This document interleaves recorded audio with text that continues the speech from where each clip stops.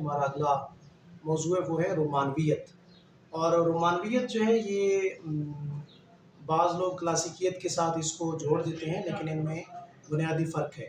کلاسیکیت جو ہے وہ اصل میں یونانی جو افلاطونی جو خیالات ہیں اور یونانی باقی جو ادیب ہیں ان کے ساتھ جوڑا جاتا ہے، جو کہ قدیم یعنی جو لٹریچر ہے اس کو وہ کہتے ہیں کہ یہ کلاسک ہے. اس کے برخلاف جو ہے وہ، بلکہ آپ اسے کہہ سکتے ہیں کہ رد عمل کے طور پر جو ہے وہ رومانویت جو ہے نا یہ لفظ ابھرا. اور اس میں اس کے یہ لفظ جو ہے یہ اصل میں ماخوذ ہے رومن زبان سے، رومان. اور پھر یہ فرانسیسی، چونکہ وہاں پہ بھی ادب کے جو ڈانڈے ہیں بڑی دور تک ہمیں ملتے ہیں، خاص طور پہ انگریزی سے پہلے وہاں پہ موجود ہیں. تو ان کے ہاں یہ رومانس جو ہے نا وہ ہے. رومانسی ایک لفظ تھا جو لاطینی میں بولا جاتا تھا، وہاں سے یہ بگڑ کر رومانس انگریزی میں ہوا. اور اس کا مطلب یہ تھا کہ ایسے قصے کہانیاں بیان کی جائیں جس میں حسن و عشق کی بات ہو، جس میں بہادری جو ہے نا یعنی وہ جو ہیرو کی صفات ہوتی ہیں وہ اس کے اندر بیان کی جائیں. اور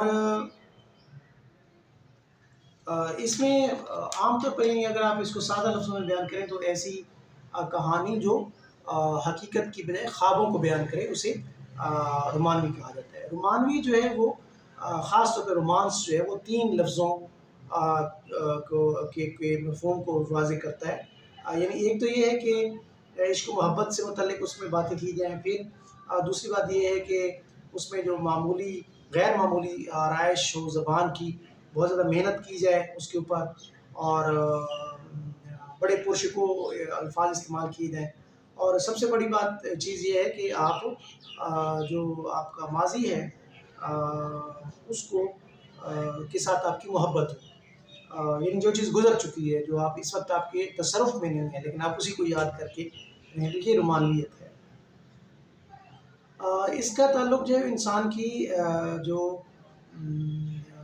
لاشعوری کیفیات کے ساتھ ہوتا ہے، اور انسان دماغ کے ساتھ جب وہ سوچتا ہے تو پھر وہ مختلف چیزیں اس کے ذہن کے کینوس پر ابھرتی ہیں، تو جس سے وہ ایک بڑا پیچیدہ نظام ہے، لیکن سادہ لفظوں میں یہ ہے کہ وہ پھر ان میں کھو جاتا ہے ان خیالات کے اندر. تو یہ ہے رومان. رومان سے مراد حسن عشق کا افلاطونی تخیل نہیں ہے، بلکہ اس سے بغاوت کا نام جو ہے وہ رومانویت ہے. اور اس میں آزاد خیالی ہے، اس میں روایت سے بغاوت ہے، اس میں جو ہے نا آسودگی ہے، ہر وقت جو ہے وہ گلے شکوے کرنا اور آئیڈیلزم کی صورت میں ہر وقت رہنا صورتحال میں. تو سب سے پہلے جو ہے وہ اس کو کہا جاتا ہے جین جیک روسو جو ہے یہ ایک فرینچ ہے ادیب، اور جو 18th اور 19th سینچری میں گزرا ہے یہ. اور اس کا ایک فقرہ بڑا مشہور بھی ہے کہ انسان آزاد پیدا ہوئے فطرتاً، لیکن ہر جگہ جو ہے وہ پابند زنجیر ہے، وہ قید میں ہے. تو اس کو کہا جاتا ہے کہ یہ وہ مقولہ ہے جو اس کو رومانویت کا آغاز مانا جاتا ہے. تو اردو میں جو ہے یہ اور رومانویت جو ہے یہ اصل میں وہاں کی پہلے آرٹ کی موومنٹ تھی. آرٹ میں یعنی یہ فن برائے فن ہے، اور یا فن برائے حاض ہے، یعنی آپ فن سے صرف لطف اندوز ہوں، باقی یہ اس کے اندر مقصدیت آپ نہ نکالیں. اردو میں اور پھر اس کے بعد وہ آپ یعنی انگریزی جب ادب میں یہ آئی فرینچ آرٹ کی بات، تو ادب میں جب آئی تو اس میں انہوں نے کیٹس ہے، پھر ورڈز ورتھ ہے، شیلے ہے، اور پھر ایک طویل سلسلہ ہے جو ان کے ہاں چلتا ہے، اور پھر باقاعدہ یہ ادب کے اندر لٹریچر کے اندر جو ہے یہ اختیار کر گئی ایک تحریک کی صورت.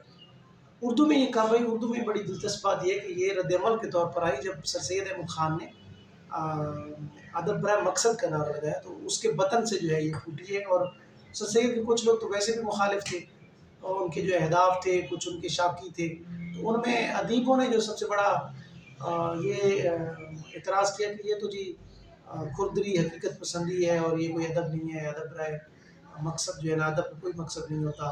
ادب کا تو کام ہے کہ بس وہ جو بھی آپ کے ذہن میں آئے، جو بھی خیال میں آئے، آپ اس کو بیان کر دیں اور سننے والا واہ واہ کر دے، اور اس کو سن کر خوش ہو جائے. یہ جو مروجہ اخلاقیات ہے یا جو آپ کہہ سکتے ہیں کہ جو آپ کی روایات ہیں ان سے آپ کو یہ بغاوت پہ اکساتا ہے، اور پھر آپ کے خیالات جو ہیں وہ آزادی کی طرف جاتے ہیں۔ اور اردو ادب میں جو باقاعدہ آپ کہہ سکتے ہیں کہ آغاز اگر افسانے میں آپ کہہ لیں تو افسانے میں سجاد حیدر جلرم کی جو تحریریں ہیں جو پہلے آئے اپنا اس میں تراجم کی صورت جو ترکی افسانے تھے، بعد میں پھر یہ بہت سارے لوگوں نے کہا کہ یہ نثر جیسے خود محمد حسین آزاد کی ہے یا ابوالکلام آزاد کی البلاغ ہے یا الہلال ہے جو اس کے رسالے تھے، تو بڑی خوبصورت اس کو بھی نثر مانا جاتا ہے۔ رومانویت میں آپ لفظوں کا ایسا جادو کو آپ کے سامنے رکھیں گے کہ آپ اس کے اندر ہی کھو جائیں گے۔ پھر مجنو گورکھ پوری ہے اور نیاز فتح پوری ہے، یہ کچھ تحریک ہے جنہوں نے پھر یہ اس کو آگے بڑھایا اور آج تک یہ جاری و ساری ہے۔ اور پھر ایک اور پھر یہ ترقی پسند تحریک جب نکلی سر سید کی تحریک کے بعد 1935 میں، تو انہوں نے بھی ادب برائے مقصد کا نعرہ لگایا، تو یہاں پہ حلقہ ارباب ذوق جو ہے وہ 1939 میں اس کا قیام عمل میں آیا۔ تو انہوں نے کہا کہ نہیں، ادب برائے ادب ہی ہوگا، ادب برائے مقصد جو ہے وہ کوئی چیز نہیں ہے۔ تو اب ہم آ جاتے ہیں کہ شاعری میں، شاعری میں بہت ضروری ہے آپ کو بتانا کہ شاعری میں اقبال کو مانا جاتا ہے کہ وہ پہلا رومانویت پسند، خاص طور پہ نظم میں۔ اور انجمن پنجاب کی جو تحریک تھی جو حال ہی نے اور اس کے محمد حسین آزاد نے جو شروع کی تھی، اس پلیٹ فارم سے جب انہوں نے 20ویں صدی کے آخر میں اس کو شروع کیا، تو پھر 20ویں صدی کے آغاز میں اس کو اقبال جیسا شخص میسر آ گیا جس نے اس کو کمال درجے تک پہنچا دیا۔ اور اس میں جو مخزن رسالہ ہے اس کو کہا جاتا ہے کہ ایسی تحریروں کو فروغ دینے میں اس کا بڑا کردار ہے۔ اور مخزن وہی رسالہ ہے سر عبد القادر کا جو لاہور سے شائع ہوتا تھا، اور جس کو 1901 میں جس کا پہلا شمارہ آیا، اس میں شمارہ آیا، اور اس میں اپریل 1901، اور اس میں اقبال کی پہلی نظم ہمالہ شاہ تھی۔ اب یہ کہا جاتا ہے کہ کون سے وہ بنیادی نکات ہیں جو ایک اس کے اندر رومانویت والے فن پارے کے اندر ہوں گے۔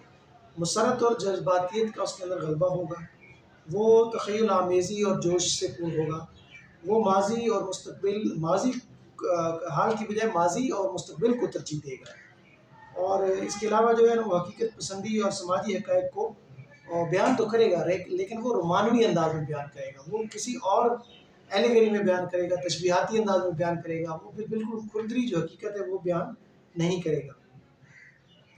اس کے بعد یہ ہے کہ اس کے اندر لیئرز ہوں گی، وہ تہدار ہوگا، جلدی سے وہ اتنی جلدی سے کھلنے والا بھی نہیں ہوگا۔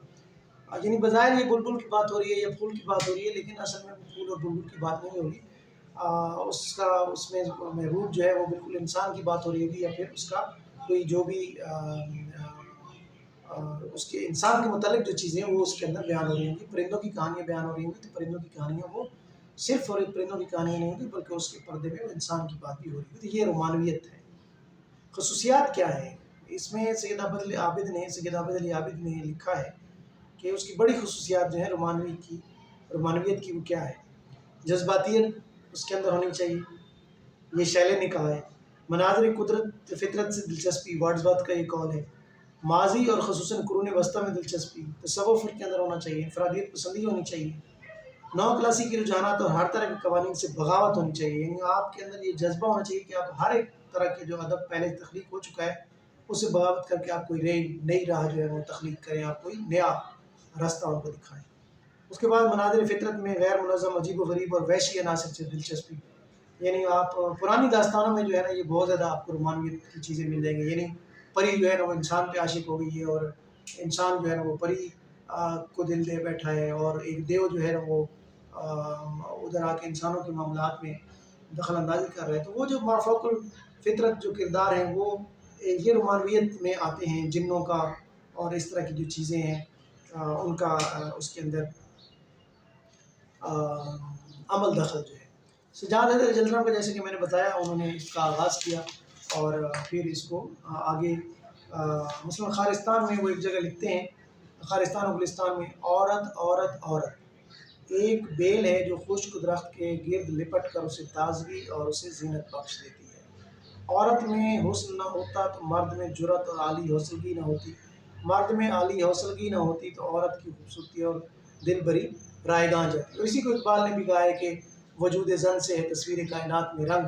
تو اس کے علاوہ بھی جب وہ فطرت کی بات کرتا ہے اقبال، یا جب ایون فلسفہ بھی بیان کر رہا ہوتا ہے، تو جو بیان کی جو خوبصورتی ہے، جو اقبال کا اسلوب ہے، اس کے اندر جو آپ کو خوبصورتی نظر آئے گی، بھلے کتنا بڑا مضمون تصوف کا بیان ہو رہا ہوگا، بڑے کتنا مضمون جو ہے نا وہ بیان ہو رہا ہوگا موجودہ حالات کا، یا ماضی کی کوئی چیز بیان کی جا رہی ہوگی، لیکن اس کے اندر جو ہے نا وہ حسن ہوگا، اس کے اندر ایک جاذبیت ہوگی، اس کے اندر جذبہ ہوگا۔ تو یہ جو ہے یہ رومانویت کی تعریف ہے۔ اور وہ عقل کی بجائے دل کی بات کرتا ہے کہ بے خطر کود پڑا آتش نمرود میں عشق، عقل ہے میں تماشا لب بام ابھی، اور اچھا ہے دل کے پاس رہے پاسمان عقل، لیکن اسے کبھی کبھی تنہا بھی چھوڑ دے۔ دل کی بات بھی کبھی کبھی مان لینی چاہیے۔ تو دل کی باتیں کرنا اور خوابوں کی باتیں کرنا، خوابوں کی دنیا میں رہنا، اور